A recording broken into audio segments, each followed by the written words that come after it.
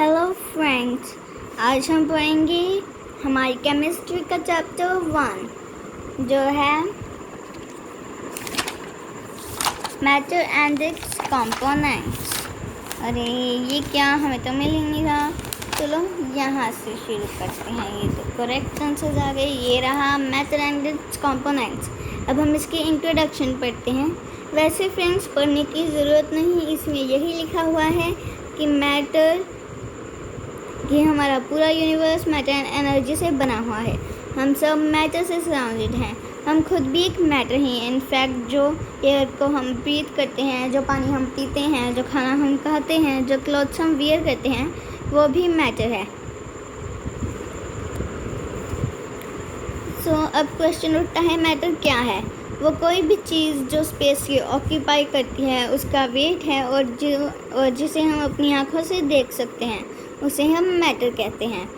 और मैटर कोई भी चीज़ हो सकती है, छोटी सी पतली सी सुई या फिर बड़े से बड़ा एरोप्लेन।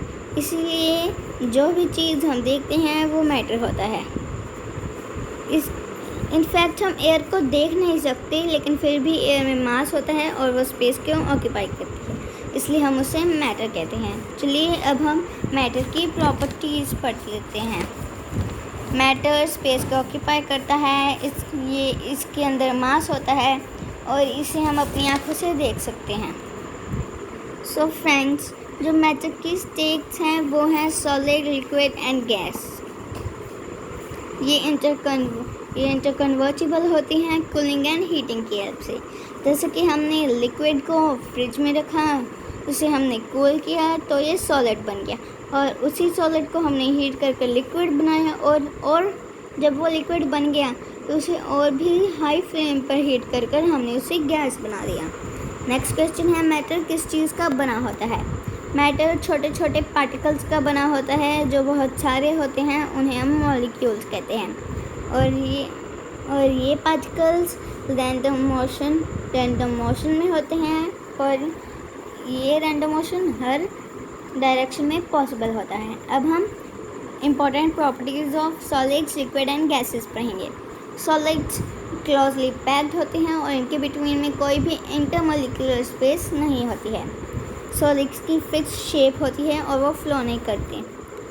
सॉलिड्स एक डेफिनेट वॉल्यूम को ऑक्यूपाई करते हैं और इन्हें हम कंप्रेस नहीं कर सकते। सॉलिड्स बहुत स्ट्रांगली अट्रैक्टिव होते हैं एक दूसरे की तरफ, और ये डेंस भी होते हैं। और जो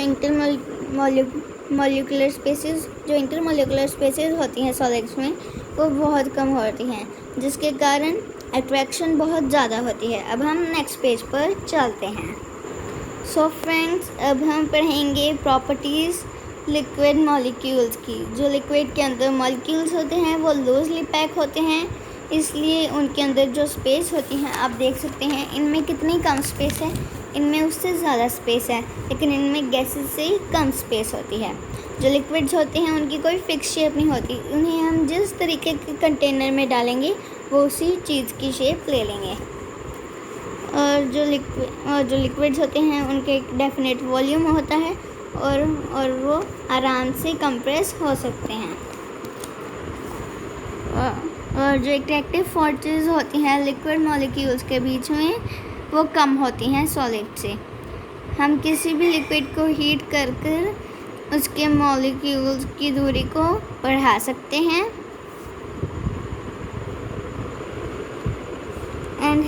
और वैसे भी लिक्विड्स हीट करने पर अपनी इंटरमॉलिक्यूलर स्पेस को बढ़ाते हैं। अब हम पढ़ेंगे गैसेस के बारे में। गैसेस के अंदर जो मॉलिक्यूल्स होते हैं वो बहुत ज़्यादा लूज़, वो लिक्विड से भी ज़्यादा लूजली पैक्ड होते हैं, और उनके अंदर की इंटरमॉलिक्यूलर स्पेस आप देख ही सकते हैं। ये या फिर ये सबसे ज़्यादा इसमें इंटरमॉलिक्यूलर स्पेस होती है। गैसेस की कोई शेप नहीं होती,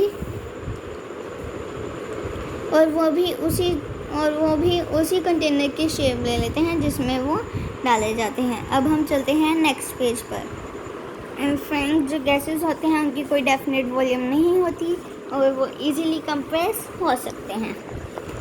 और गैसेस में जो मॉलिक्यूल्स होते हैं और वो वेरी वीकली अट्रैक्टेड होते हैं एक दूसरे की तरफ, इसलिए वो बहुत कम डेंस होते हैं। गैसेस डिफ्यूज़न की प्रॉपर्टी को भी शो करते हैं। जो मॉलिक्यूल्स होते हैं एक गैस में, वो उनके अंदर हाई काइनेटिक एनर्जीज होती हैं। अब हम नेक्स्ट पेज पर चलते हैं।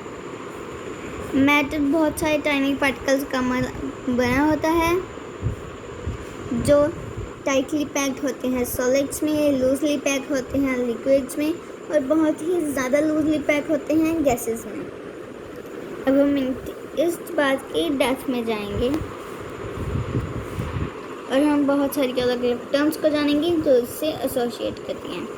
जो इंटरमॉलिक्यूलर फोर्स ऑफ एक्सट्रैक्शन के बारे में हम जानते हैं, जो प्रॉपर्टी होती है जिसकी हेल्प से मॉलिक्यूल्स एक दूसरे के क्लोज होते हैं,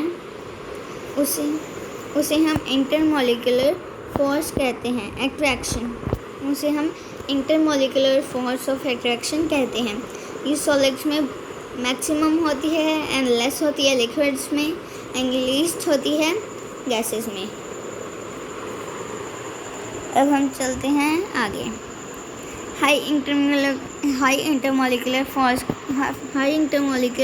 फोर्स ऑफ अट्रैक्शन की वजह से सॉलिड्स के पास होती हैं हाई डेंसिटीज एंड रिजिड, और वो रिजिड एंड हार्ड होते हैं। अब हम इंटरमॉलिक्यूलर स्पेस के बारे में पढ़ते हैं। जो डिस्टेंस होता है मॉलिक्यूल्स के बीच का किसी भी सब्सटेंस में, उसे हम इंटरमॉलिक्यूलर स्पेस कहते हैं। और फ्रेंड्स, ये स्पेसेस लीस्ट होती हैं सॉलिड्स में एंड मैक्सिमम होती हैं गैसेस में। मतलब ये बहुत ज़्यादा होती हैं गैसेस में एंड बहुत कम होती हैं सॉलिड्स में। और वैसे ही जो इंटरमॉलिक्यूलर फोर्स हैं वो सबसे ज़्यादा सॉलिड्स में होती हैं और सबसे कम गैसेस में। अब हम चलते हैं नेक्स्ट पेज पर।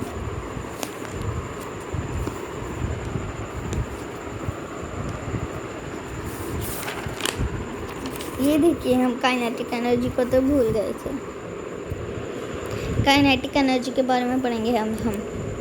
जो मॉलिक्यूल्स होते हैं गैसेस के, वो कोलाइड होते हैं एक दूसरे की तरफ एंड ट्रांसफ़र करते हैं एनर्जी को आगे वाले मॉलिक्यूल्स की तरफ। ये एनर्जी मोस्टली होती है काइनेटिक एनर्जी के रूप में। अब हम पढ़ते हैं change in state, interconversion of states of matter. जो फिनोमिना है चेंज का, मैटर के चेंज का, वो है from one physical state to another and back to its original state by change in the conditions of temperature and pressure etcetera. ये मैंने आपको पहले भी बताया था, जिसके हमने सॉलिड को हीट किया, वाटर में चेंज किया और फिर उसे फ्रीज कर फिर से सॉलिड में ही चेंज कर दिया। अब हम चेंज इन टेम्परेचर की बात करते हैं। टेम्परेचर को इंक्रीज कर कोई भी सॉलिड चेंज हो सकता है लिक्विड में, एंड लिक्विड चेंज हो सकता है गैस में। एंड फ्रेंड्स, ये है इंक्रीजिंग टेम्परेचर की वजह से।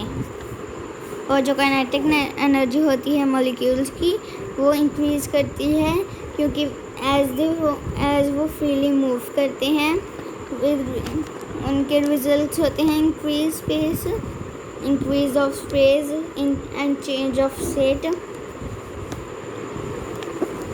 The reverse change. और जो रिवर्स चेंज होता है वो अगर होता है कूलिंग पे, जिसकी सॉलिड से लिक्विड और लिक्विड के गैस तो हो गया। अब हम उसे रिवर्स करेंगे, मतलब गैस से लिक्विड में चेंज करना एंड लिक्विड से सॉलिड में चेंज करना। अब हम पढ़ेंगे चेंज ऑफ स्टेट। जब मैटर कन्वर्ट होता है एक स्टेट से अदर में, इसे हम कहते हैं चेंज ऑफ स्टेट।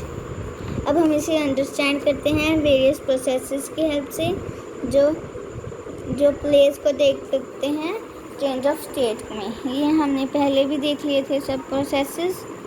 अब हम हमारे चैप्टर के एंड पर पहुंच चुके हैं। ये है सब्लिमेशन। ये एक प्रोसेस है फ्रेंड्स, ये एक प्रोसेस है जिसमें सॉलिड्स कन्वर्ट होते हैं गैसियस फॉर्म में, और इसे हम सब्लिमेशन भी कहते हैं। एंड फ्रेंड्स, इसी के साथ हमारा चैप्टर का एंड हो चुका है। अब मैं नेक्स्ट चैप्टर लेकर आऊँगी हमारी केमिस्ट्री का ही चैप्टर 2। उसे मेरी उस वीडियो को भी ज़रूर देखिएगा। बाय।